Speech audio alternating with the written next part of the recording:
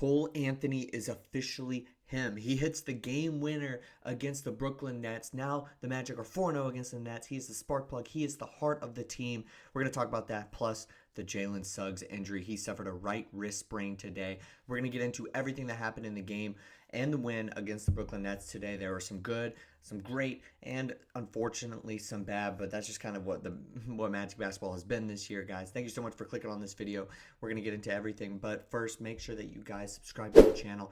85.8% of you who are watching this video are not subscribed to the channel, so make sure it's easy, it's free to hit that subscribe button. Join the family here at Magic Digest. We're trying to build an Orlando Magic basketball community here on YouTube, and we're doing pretty good, so let's continue to grow. Let's take a quick look at the box score before we get into everything that happened in this game. Tristan Da Silva, Wendell Carter Jr., Bataze, KCP, and Jalen Suggs drew the start today. That was because Anthony Black was a scratch. He had back spasms, and that was something that came out right before the game ended up starting, so Mosley went with this lineup. Maybe Anthony Black would have drew the start again, and Wendell Carter Jr. would have been coming off the bench or what have you, or Tristan Da Silva would have been coming off the bench, but that wasn't the case. And this was the crew that he decided to go with. Cole Anthony, 17 minutes in the game. Gary Harris, 15 minutes in the game. Corey Joseph, 14 minutes in the game. Obviously, those numbers are a little bit skewed because Jalen Suggs went down after 13 minutes of play with 8 points. But man, that's what Jamahl Mosley decided to go with, and it kind of worked. Now let's talk about what happened with Cole Anthony. This guy's a spark plug. I don't think I've seen a team rally around somebody and just a moment during a season like this, or at least a Magic team like this. This was so impressive, and I've just been so blown away by the way that this team has been playing. I get it, we don't have like the greatest record in the NBA, and we're not the most dominant team, and we're coming back in a lot of these games after down 20. 25, 15, 21. We should be on an 8-game losing streak, but right now, we've won 3 out of the last 5 while being down. And it's just because of that man right next to me. It's Cole Anthony. He's been playing extremely good, but just being that heart and soul. And when we need a guard, he has stepped up. Now, I have seen some people say, hey, look, maybe we should trade him. Trade him while he's high. Trade him while the stock is up. I don't think that that's going to happen. I've fully gotten off that bandwagon. I think he's got a decent contract. I think he's a rotational piece, and I don't see him taking away minutes from anybody valuable. I think he needs to get more minutes, and I think Jamahl Mosley needs to trust him a little bit more. I think that this team rallies around him, and just why would you want to trade a guy like that? I'm off that bandwagon right now.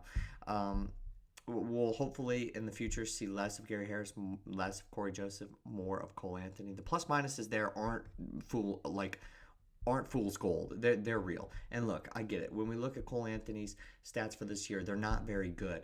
They're still low shooting percentages, low points per game. Doesn't feel like he's gotten a lot of opportunity outside of this bit of stretch here, but he's been an X factor for this team. Now let's get into what is really, really, really important before we kind of just assess what has been going on for this month, and that is the Jalen Suggs injury. He suffered a right wrist sprain, as I mentioned earlier, so he was ruled to not be able to come back for the entire rest of the game.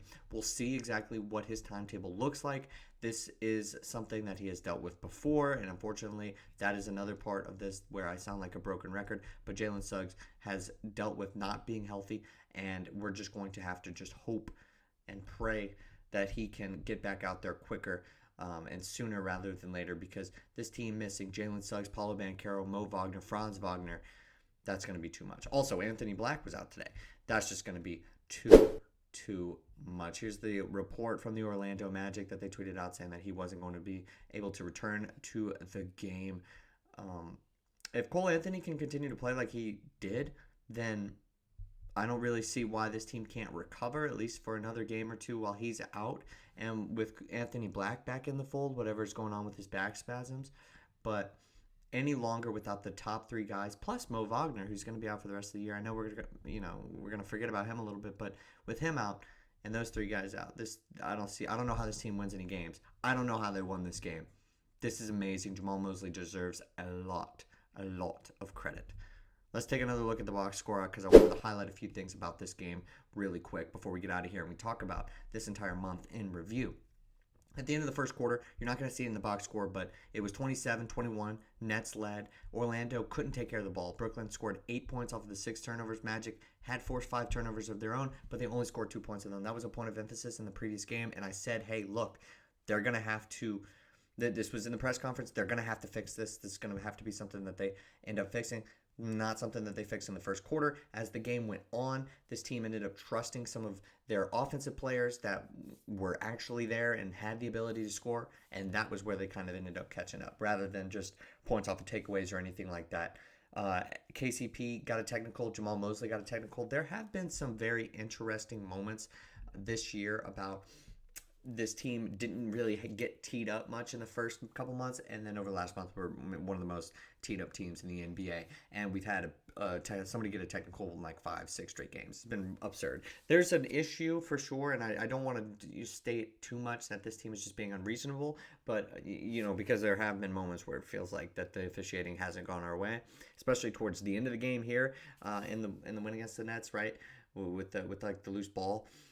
But I don't really think that this does us any good, and it's probably something that they'll have to rein back, especially if we're missing Jalen Suggs, right? We're going to need everything that we could possibly get.